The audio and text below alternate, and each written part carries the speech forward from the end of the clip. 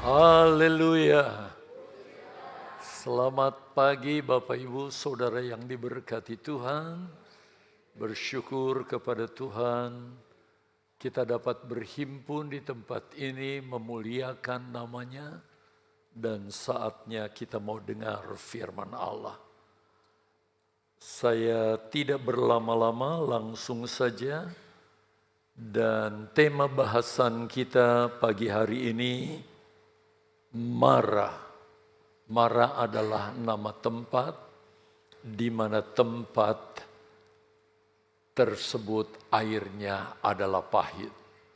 Pada umumnya orang-orang yang sudah mungkin sebaya dengan saya, waktu kecil ikut sekolah minggu kita tahu nyanyian ini, yaitu bahwa Mara adalah tempat yang airnya pahit, tidak bisa diminum.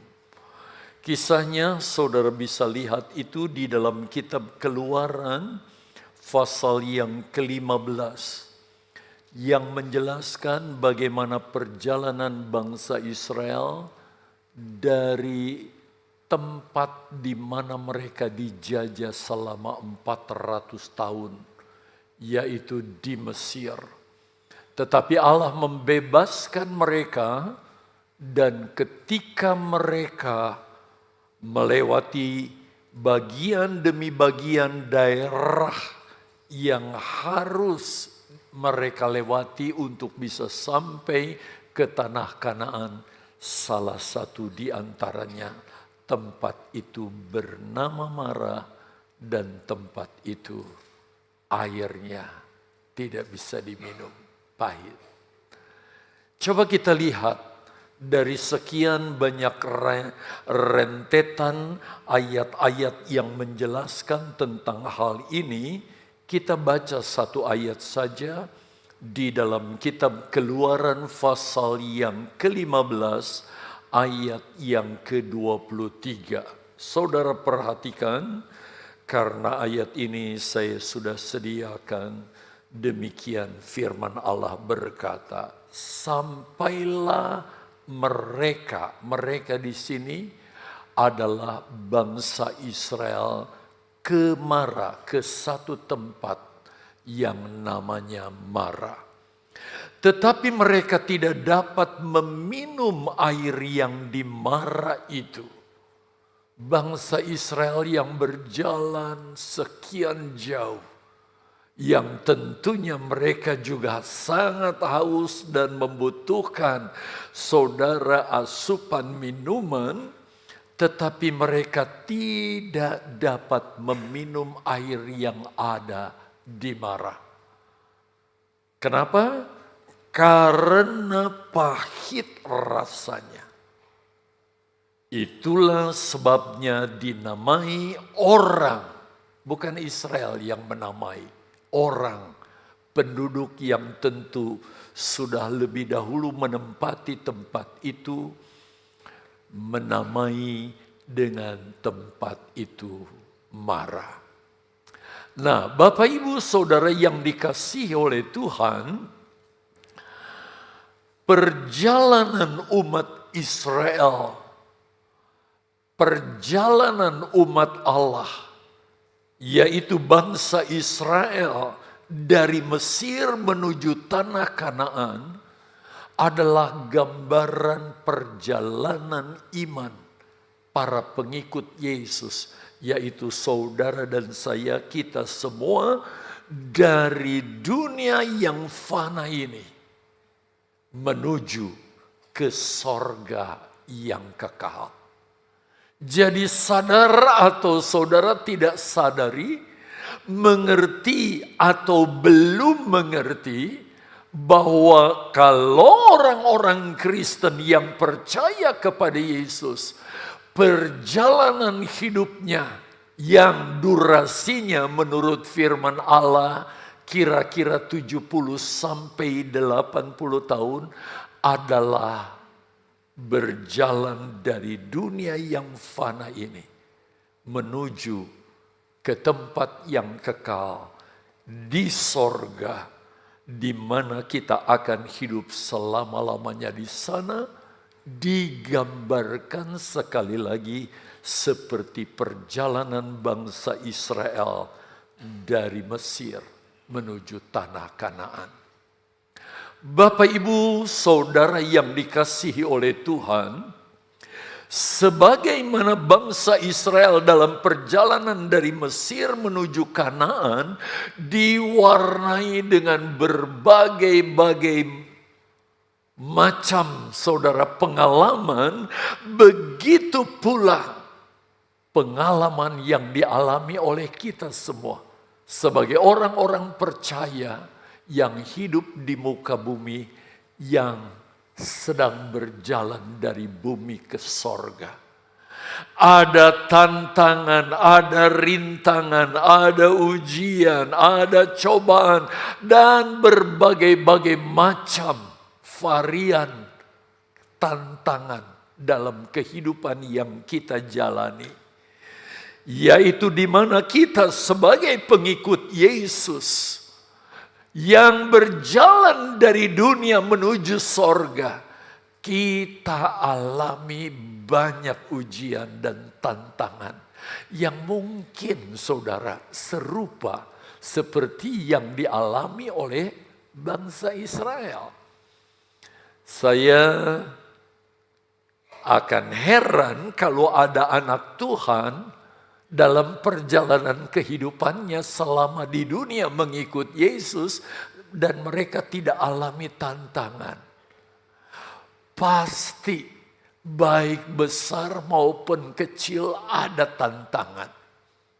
Apakah saudara strata ekonominya tinggi sampai kepada orang yang paling rendah strata ekonomi sosialnya, pasti saudara semuanya mengalami pengalaman-pengalaman yang bermacam-macam kita hadapi dan alami. Dan kita tahu bahwa sebagian besar dari bangsa Israel, mereka gagal sampai di tanah Kanaan. Mereka tidak sampai ke tanah yang Yesus, yang Allah janjikan, yaitu tanah Kanaan. Karena mereka gagal dalam mengatasi tantangan-tantangan yang mereka hadapi. Dan kalau khotbah ini disampaikan kepada saudara, tujuannya bukan untuk menakut-nakuti saudara. Bahwa orang Kristen itu dalam perjalanan hidupnya banyak tantangan. Seolah-olah pendeta, gembala menakut-nakuti. Sama sekali tidak. Bukan itu maksudnya. Tetapi tujuannya adalah supaya kegagalan yang dialami bangsa Israel ini jangan sampai terjadi pada diri kita. Status kita adalah pengikut Yesus. Kita mengiring Yesus selama di dunia ini. Oleh sebab itu kita percaya kepada Yesus. Dan setiap minggu kita tidak lalai di dalam berjemaat. Di dalam beribadah kepada Tuhan. Karena kita tidak mau gagal. Tetapi pada kenyataannya, banyak orang-orang percaya yang gagal dalam menjalani kehidupan. Sehingga mereka tidak sampai ke tanah perjanjian yang Yesus janjikan itu bagi kita. Nah, kita lihat tantangan pertama yang dihadapi oleh bangsa Israel. Kalau saudara membaca kisahnya, bahwa bangsa Israel ketika mau keluar meninggalkan tanah Mesir, karena mereka sudah dijanjikan hal itu. Karena Mesir alami kengerian yang luar biasa. Setiap anak sulung baik anak manusia maupun sampai kepada hewan peliharaan mati karena mereka tidak mau melepas bangsa Israel. Itu sebabnya dengan terpaksa mereka melepas bangsa Israel. Namun ketika Israel berjalan, mereka mengejarnya. Dan saat itu Israel alami keputusasaan. Kenapa? Di hadapan mereka ada laut yang begitu luas. Dan tidak mungkin mereka bisa berjalan di atas laut untuk menghindari kejaran tentara Mesir yang begitu banyak. Sehingga mereka dalam keadaan putus asa. Tuhan membuka jalan bagi mereka begitu rupa. Musa disuruh mengangkat tongkat yang memang diberikan Allah kepada dia. Tongkat itu memang tongkat Musa, tapi Allah beri kuasa di dalamnya untuk Musa melakukan berbagai keajaiban-keajaiban. Dan ketika tongkat itu diajukan di hadapan laut, maka laut itu pun terbuka begitu rupa sehingga bangsa Israel dapat berjalan di tengah laut dalam kekeringan. Bahkan laut yang terbelah itu kiri kanannya seperti dinding air yang ditahan oleh Allah dengan kuasanya yang begitu ajaib. Dan mereka bisa berjalan dan orang-orang atau tentara Mesir pun mengejar mereka begitu rupa. Tetapi sesampainya Israel di pantai, sementara orang Mesir terus mengejar, Allah mengembalikan air itu sehingga mereka semua mati. Lalu mereka melanjutkan perjalanannya. Setelah mereka lewati laut Kolsom atau laut Teberau itu.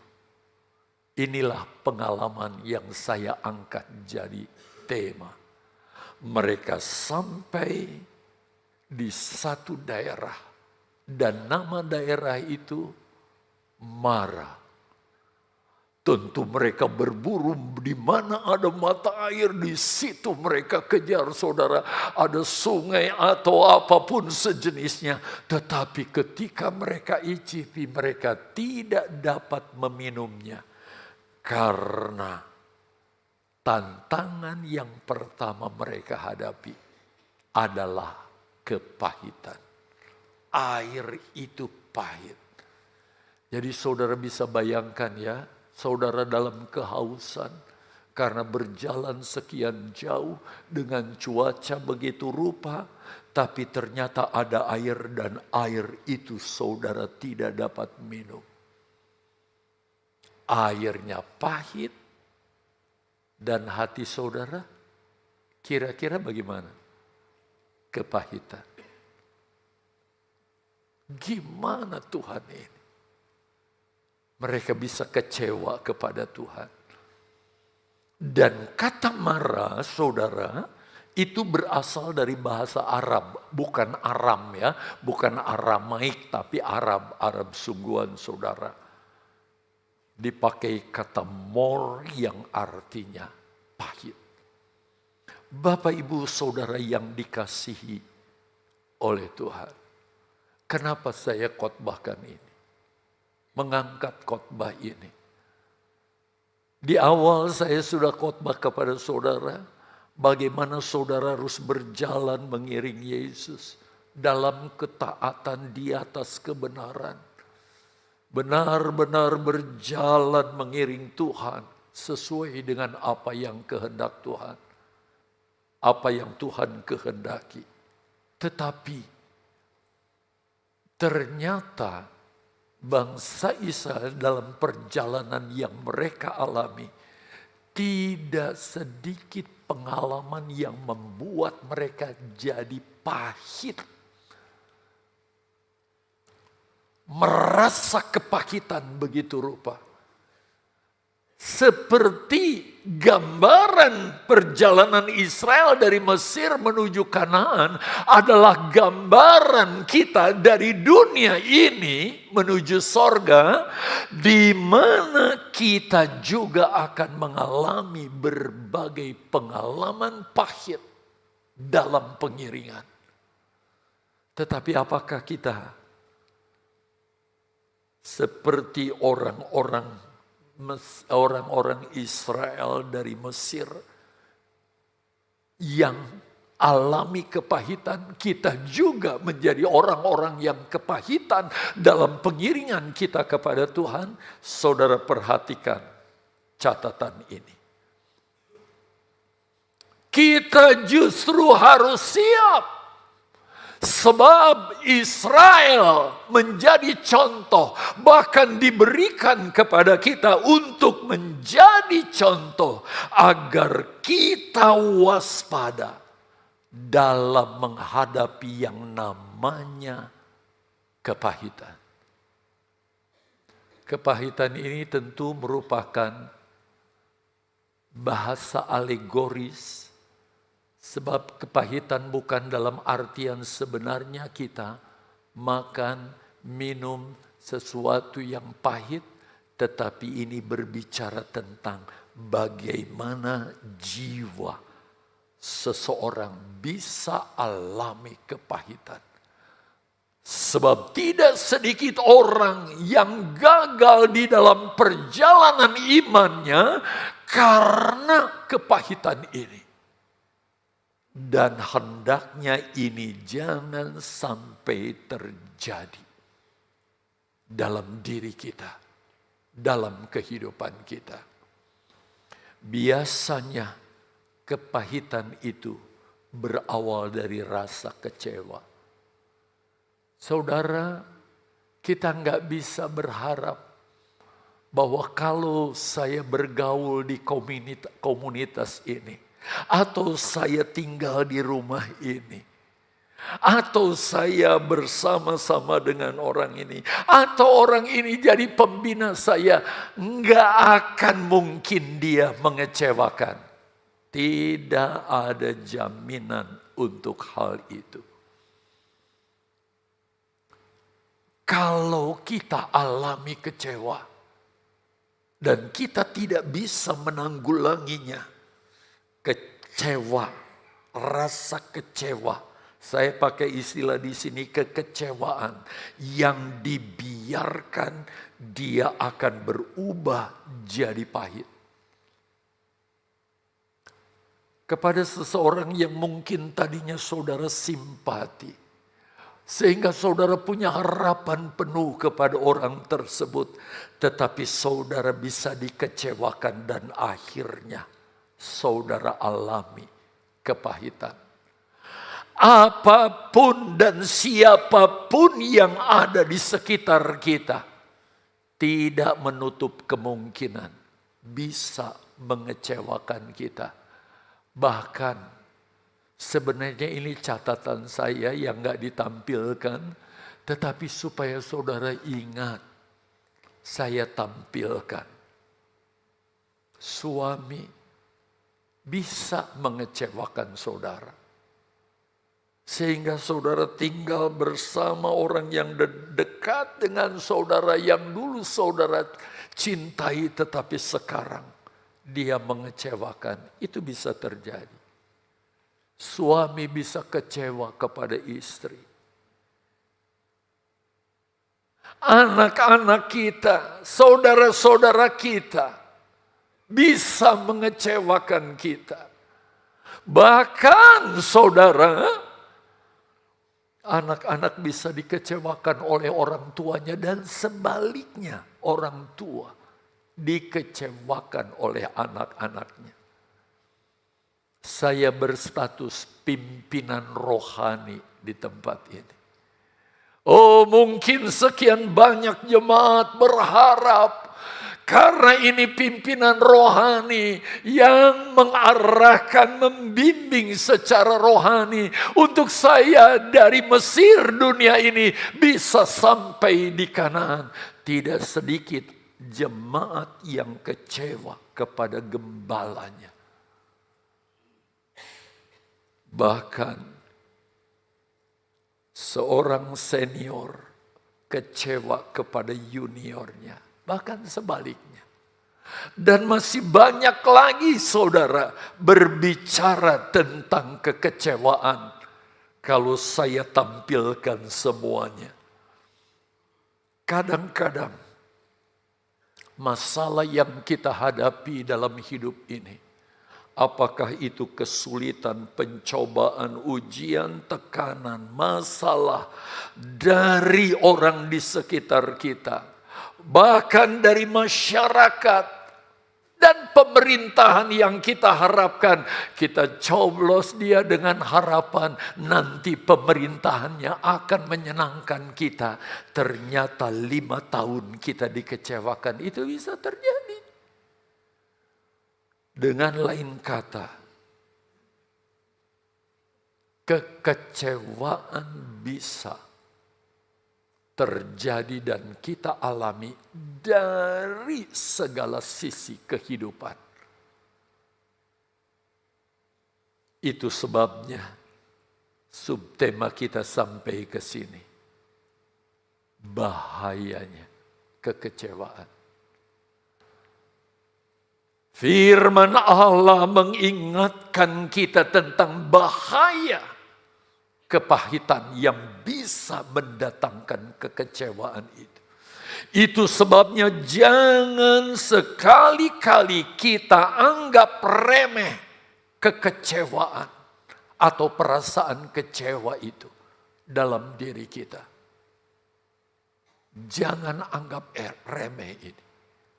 Apalagi dalam pengiringan kita kepada Yesus. Tidak sedikit kekecewaan yang dibiarkan itu terus berubah menjadi kepahitan, dan kepahitan membuat orang itu menjadi undur, bahkan menjadi pelawan kepada Kristus. Karena dianggapnya Yesus itu tidak bisa membuat dia menang di atas perasaan kecewa yang dialaminya. Katanya saya pengikut Kristus, kalau pengikut Kristus saya dijamin dan sebagainya. Tetapi kok saya alami seperti ini. Dia bukan saja mundur, tinggalkan Tuhan, tidak bergereja lagi. Tetapi lebih jauh dari itu, menjadi penentang Kristus. Ini bahaya. Itu sebabnya saudara, di ibadah tadi pagi saya katakan, saya harus sampaikan ini. Walaupun mungkin di antara saudara ada yang tidak menyukai khotbah dengan topik seperti ini. Tetapi ini adalah sesuatu yang sangat berguna dan berharga bagi kita. Sehingga kita jadi jemaat yang benar-benar kuat, kokoh, tak tergoyahkan. Mau diapakan pun oleh orang, bahkan siapapun. Prinsip yang saudara pegang dan sudah diucapkan berkali-kali. Sekali Yesus, tetap Yesus itu akan menjadi prinsip yang tidak tergoyahkan oleh apapun. Perhatikan saudara, kepahitan bila dibiarkan, dia akan berakar, bertumbuh dan akan mengancam bukan hanya kesehatan fisik kita, berpengaruh kepada fisik, dan juga bukan hanya kepada jiwa kita, tetapi kepada kerohanian kita yang menentukan kita. Apakah kita berjumpa dengan Yesus atau berjumpanya dengan iblis di dalam neraka. Mengerikan saudara. kalau kita tidak hati-hati dengan hal ini. Coba kita lihat ayat ini. Tolong jemaat perhatikan. Firman Allah mengingatkan kita, jagalah supaya jangan ada seorang pun menjauhkan diri dari kasih karunia Allah. Apa kasih karunia Allah? Yesus memberikan dirinya mati di kayu salib sehingga saudara punya keselamatan, jaminan keselamatan. Hanya satu-satunya orang yang percaya kepada Yesus yang punya jaminan keselamatan. Silakan saudara tanyakan kepada agama lain. Enggak ada. Lalu kalimat berikutnya, agar jangan tumbuh akar yang pahit yang menimbulkan kerusuhan dan yang mencemarkan banyak orang. Jadi kalau kita tidak hati-hati dengan kekecewaan, akar pahit yang akan tumbuh di dalam kita, yang menyebabkan kita terpisah dari Tuhan, bahkan alami kebinasaan. Jadi kepahitan bisa jadi penyebab kerusuhan dan kekacauan serta kecemaran. Jadi jangan pernah anggap sepele dengan yang namanya kekecewaan. Dengan lain kata, akar kepahitan tidak hanya berdampak negatif kepada diri sendiri, tetapi berdampak negatif kepada banyak orang atau komunitas. Kekecewaan kepada seseorang bisa terus tertular sampai kepada satu komunitas. Itu sebabnya kita harus bisa melawan, kita harus bisa mengatasi. Saudara, di dalam Wahyu 8 ayat 10 sampai dengan ayat yang ke-11. Ada satu tokoh saudara yang mengalami kepahitan karena dosa yang dilakukannya. Dan apa yang dia lakukan akhirnya. Tokoh ini sering disebut, walaupun bukan nama pribadi, tapi gelarnya. Dan tokoh ini awalnya begitu mencintai Yesus dan melayani Yesus sebagai hamba Tuhan yang besar. Tetapi apa yang dia putuskan? Dia berpihak karena kekecewaan. Lalu dia menjadi pelayan iblis. Sehingga gelarnya adalah antikris. Coba lihat dulu catatan ini. Ya, kita jangan dulu baca ayatnya. Saudara lihat catatan ini. Orang percaya yang tidak masuk ke dalam kesempurnaan, ingat loh saudara ya, bahwa satu saat kita ini akan dipisahkan.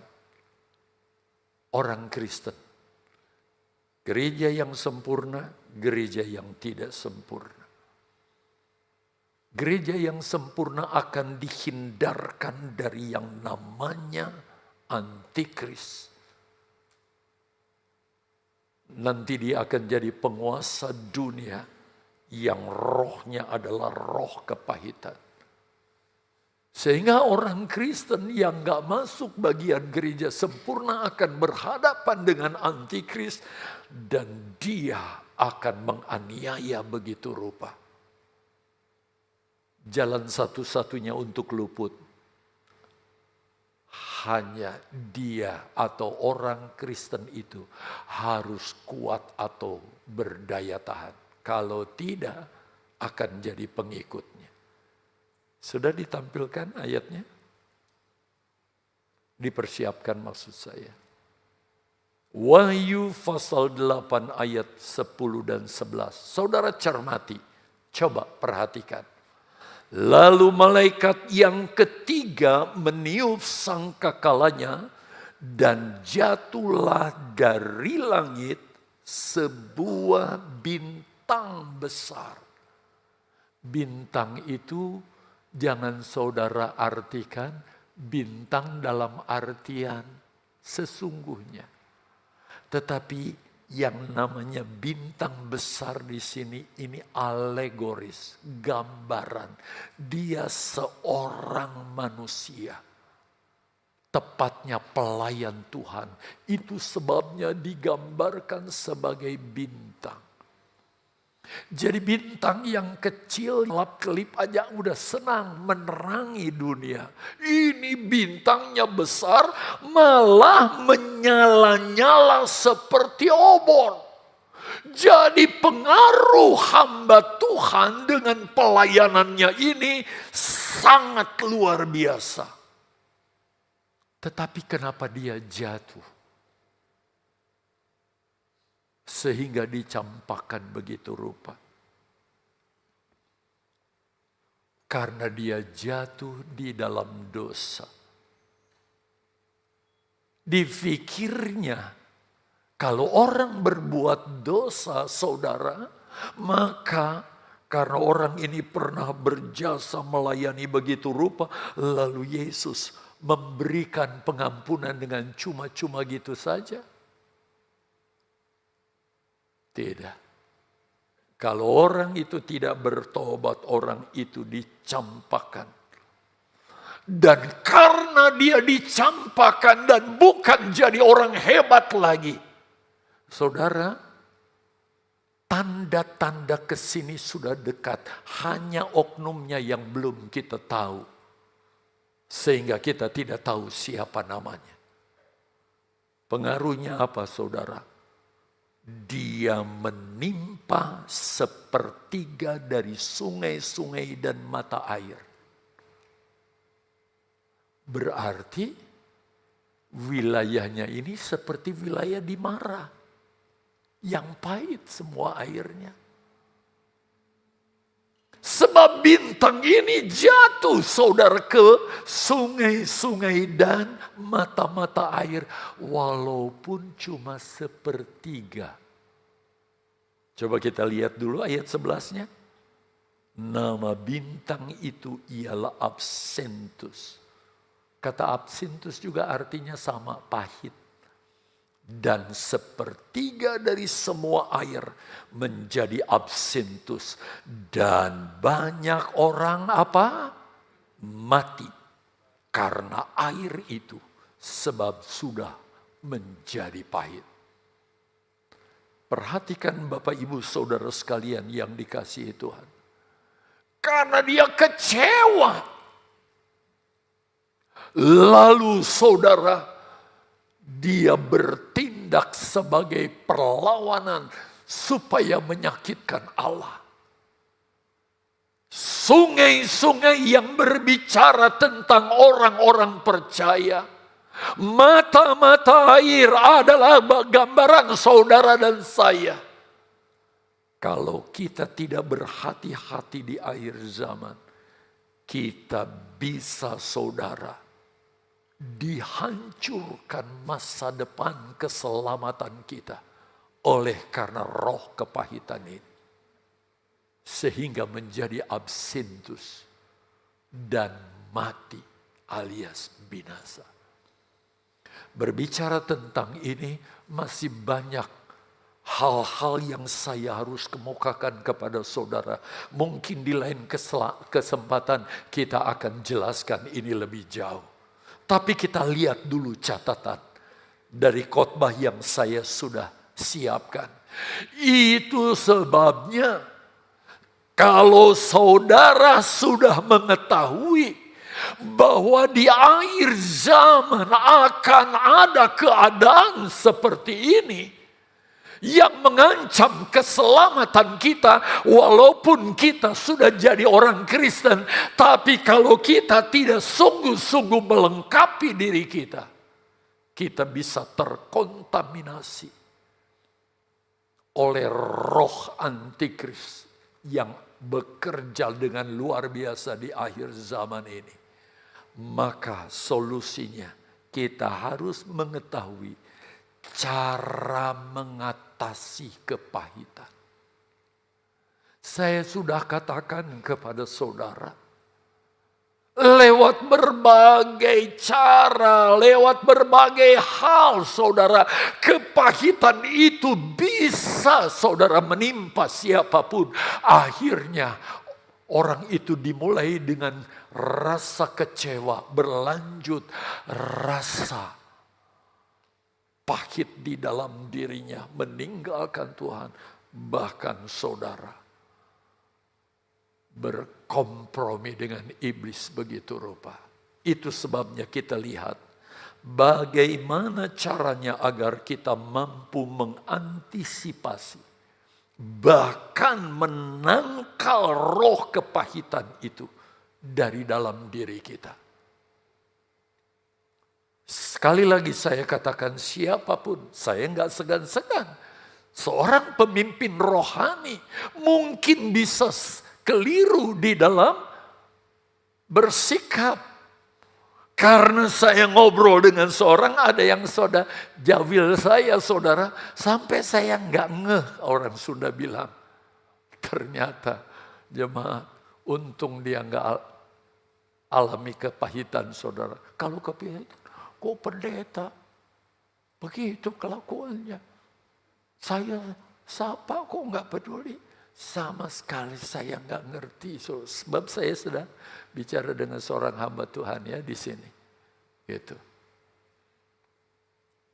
Jadi saudara, betapa pentingnya kita diberi oleh Tuhan kemampuan untuk mengantisipasi. Coba kita lihat ayat ini. Musa berseru-seru kepada Tuhan. Bagaimana caranya supaya air yang pahit ini jadi bisa diminum. Dan Tuhan menunjukkan kepadanya, kepada Musa, apa?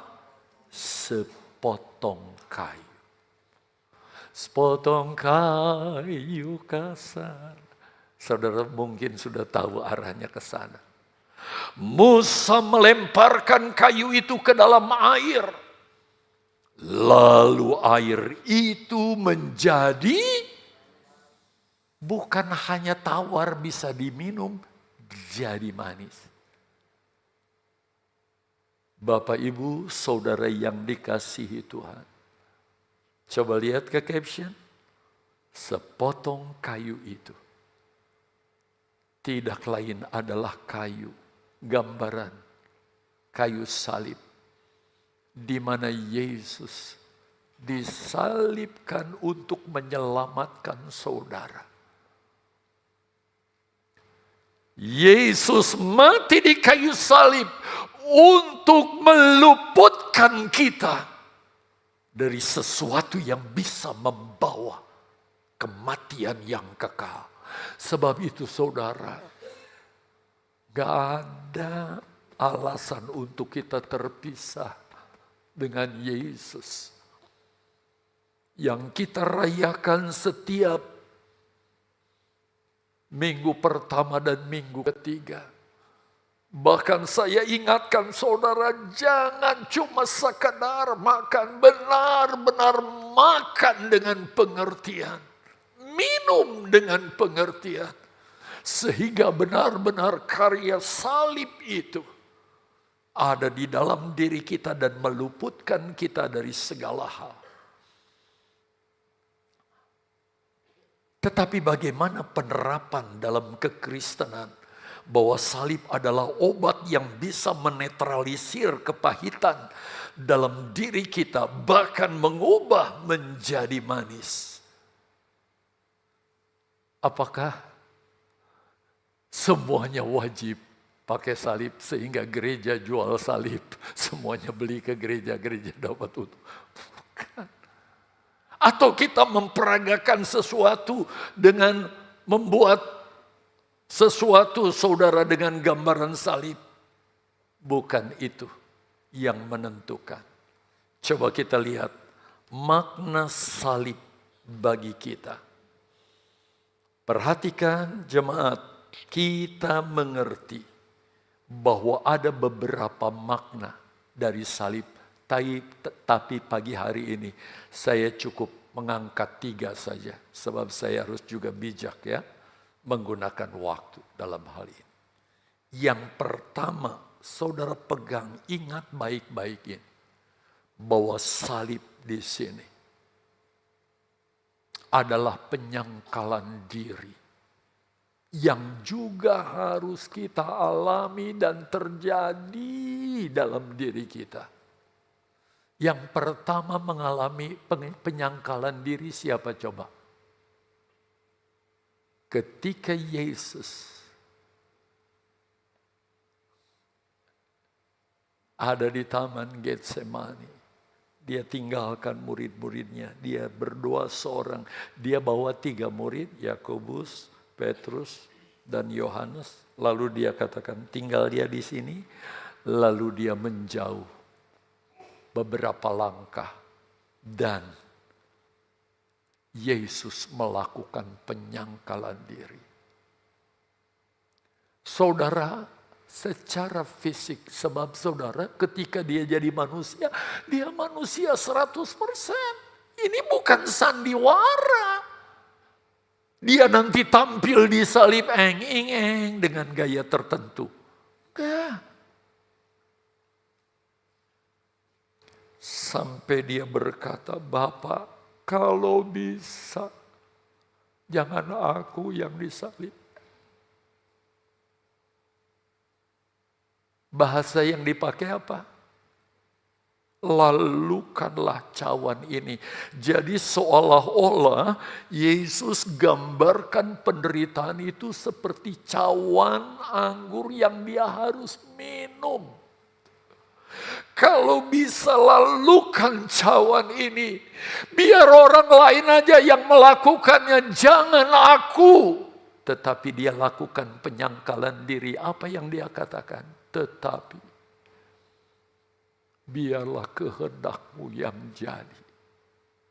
Dia terima itu.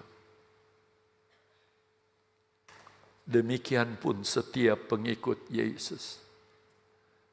Kalau saudara ingin tetap menjadi pengikut Yesus sampai Yesus datang, saudara setia, maka yang pertama saudara harus lakukan penyangkalan diri terhadap keinginan-keinginan diri kita. Coba lihat saudara. Seorang yang telah ditebus oleh salib Yesus adalah orang yang menyadari bahwa hidupnya bukan miliknya lagi. Bukan milik kita lagi, tetapi milik Yesus. Itu sebabnya kita tidak mau relakan diri kita, saudara, menjadi alat dari iblis, dari kejahatan, dari dosa. Kita harus melawannya sebagai penyangkalan diri bahwa kita adalah pengikut Yesus.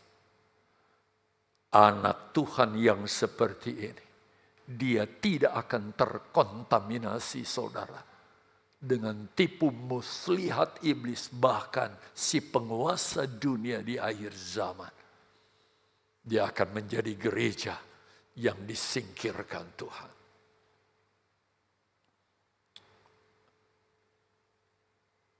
Ayat ini sedianya saya mau baca, saudara.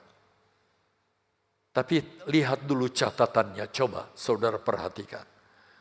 Kalau kita sadar bahwa diri kita sudah dibeli oleh Yesus, jadi milik Yesus, berarti diri kita itu apa saja sih?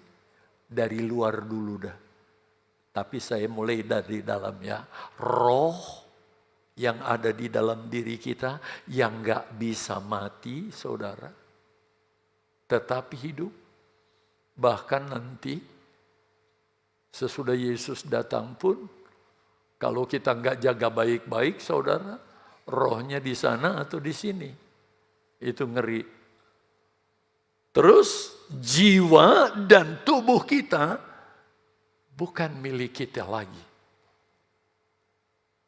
Karena pemiliknya Yesus, kita akan terus berusaha, saudara, menyenangkan sang pemiliknya dalam setiap gerak dan gerik hidup kita, saudara.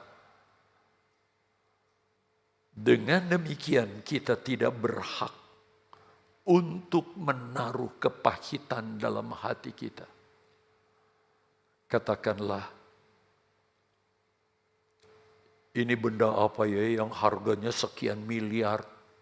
Saya diizinkan untuk pakai, saudara, selama di mimbar ini. Maka karena ini bukan milik saya tidak berani berbuat seenaknya terhadap benda ini. Sebab saya harus bertanggung jawab dengan sekian jumlah harga yang harus dibayar. Demikian pun tubuh, jiwa, dan roh kita adalah milik Yesus. Saudara bisa berkata, tubuh-tubuh saya, kepala-kepala saya, tangan-tangan saya. Tetapi di hadapan Tuhan kita tidak bisa berbuat seperti itu. Saya tidak akan sembarangan menggunakan, saudara, milik kepunyaan Tuhan yang melekat dalam diri ini. Supaya jangan sampai saya mengecewakan Yesus karena saya salah memperlakukan diri ini. Tetapi biarlah semua yang aku lakukan itu berkenan kepada Tuhan. Orang yang menyangkal diri adalah orang yang telah menanggalkan atau melepaskan haknya untuk, saudara lihat, marah, mengutuki, apalagi sampai membalas orang yang sudah menyakiti atau mengecewakan dirinya. Waduh, saya berharap jemaat Mahanaim sampai ke sini. Jangan saudara pernah berkata, mustahil. Ini target Yesus bagi setiap orang percaya. Saya yakin kesungguhan saudara akan membawa saudara kepada titik seperti ini. Yang namanya gereja sempurna itu. Coba kita lihat yang kedua. Salib. Arti sepotong kayu yang diambil oleh Musa, gambarannya salib. Kita tahu di atas kayu salib kita diampuni. Itu sebabnya salib gambaran pengampunan. Yesus mengampuni kita. Ketika Yesus mati di atas kayu salib, Yesus melepas pengampunan bagi kita. Dan Yesus berkata dalam Lukas 23 ayat 34. Lihat saudara. Bapa, ampunilah mereka. Termasuk saudara kita.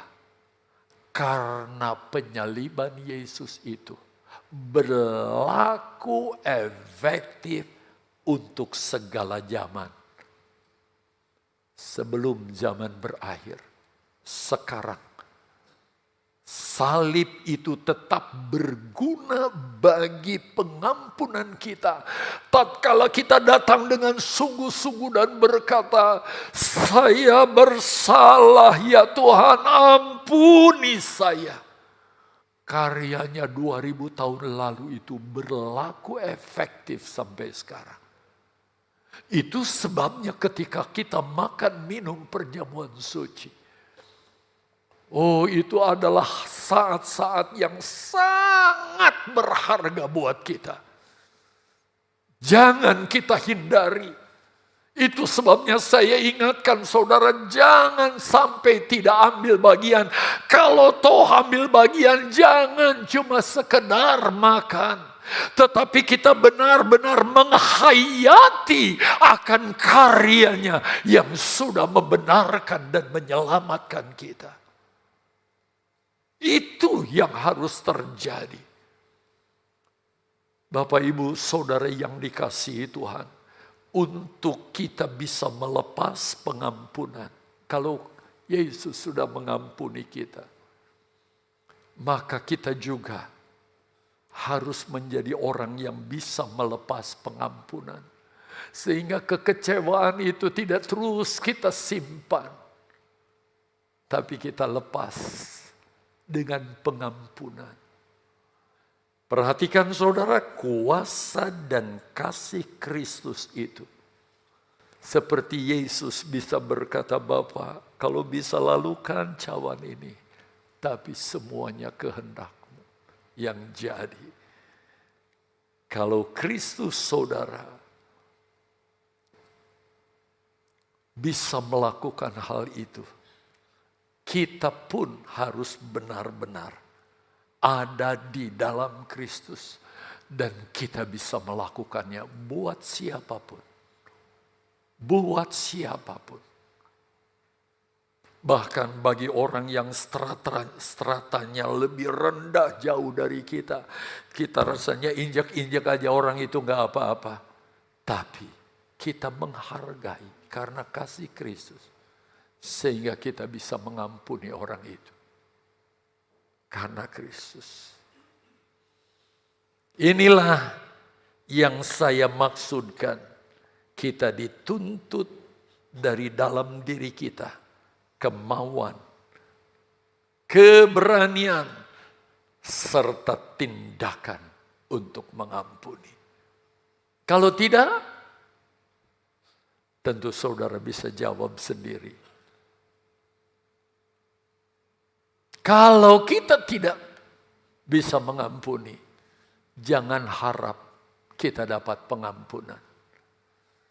Itu sebabnya saudara, kepahitan adalah toksin, racun, yang kita bisa simpan dalam hati kita. Dan satu saat dia akan membunuh kita. Akan membinasakan kita. Yang ketiga, salib adalah melupakan. Saudara perhatikan, melupakan semua perlakuan jahat yang telah dilakukan orang terhadap kita. Hal ini kita bisa lihat akan ada dan nyata di dalam setiap pengikut Yesus yang hidupnya benar-benar dikuasai kasih. Lihat saudara, kata ia itu saya terjemahkan sesuai dengan maksudnya adalah kasih. Jadi betapa pentingnya kasih Kristus lewat salib itu juga ada di dalam diri kita. Kasih tidak melakukan yang tidak sopan. Dan tidak mencari keuntungan diri sendiri. Ia, kasih, tidak pemarah. Tidak menyimpan kesalahan orang. Dan masih banyak item lainnya sebenarnya.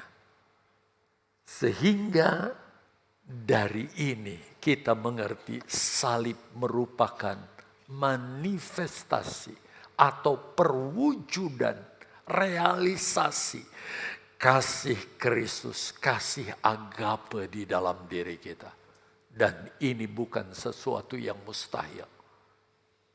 Ini pasti terjadi bagi setiap pengikut Yesus yang benar-benar Kristianos.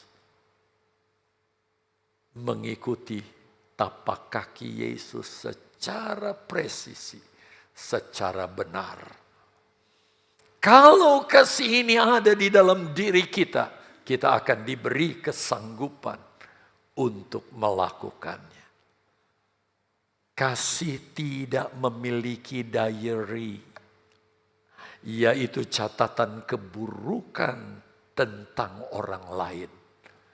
Saudara, kalau di hati kita masih ada catatan tentang keburukan orang lain, Berarti saudara,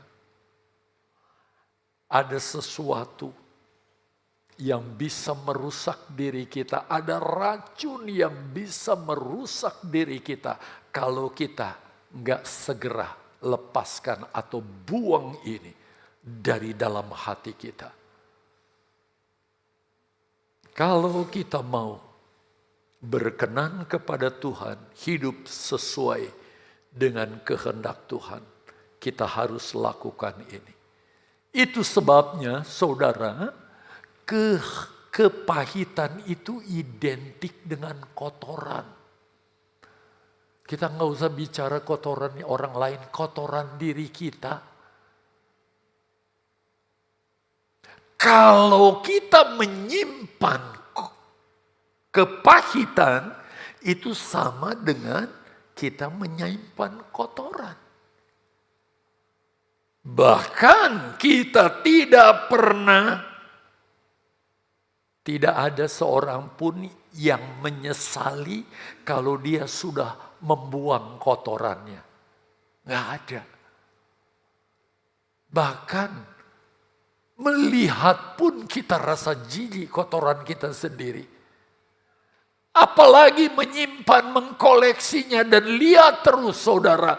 Melihat pun nggak mau. Kita segera harus buang sejauh-jauhnya dari diri kita. Demikian pun dengan kepahitan. Jadi kalau ada di antara kita yang menyimpan kepahitan, berarti saudara, dia sedang mengancam dirinya sendiri dengan kejahatan yang dia akan hadapi sendiri. Itu sebabnya saudara melupakan hal ini. Sekali lagi melupakan kepahitan. Itu adalah hal yang sangat-sangat baik dan mulia. Sangat baik dan mulia.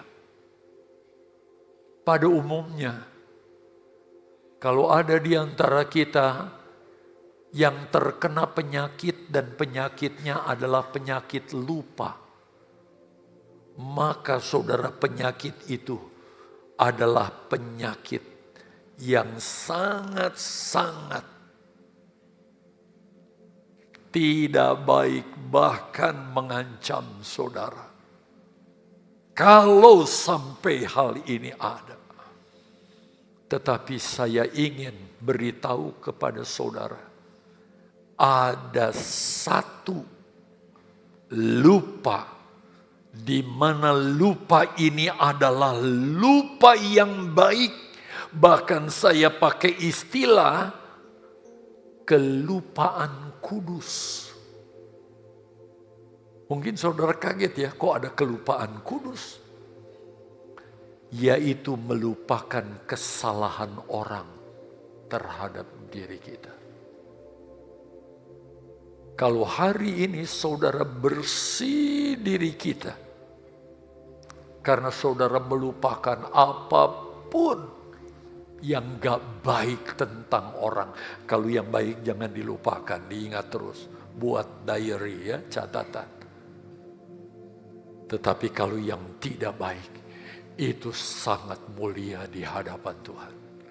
Karena saudara terbebas dari hal yang mengancam kehidupan kita di akhir zaman ini. Itu sebabnya siang ini, biarlah kita minta dari Tuhan kesungguhan, supaya benar-benar kita mau membuang, bahkan melupakan segala yang tidak baik, yang jahat dari diri kita, tentang orang lain. Sehingga kita mulia di hadapan Tuhan.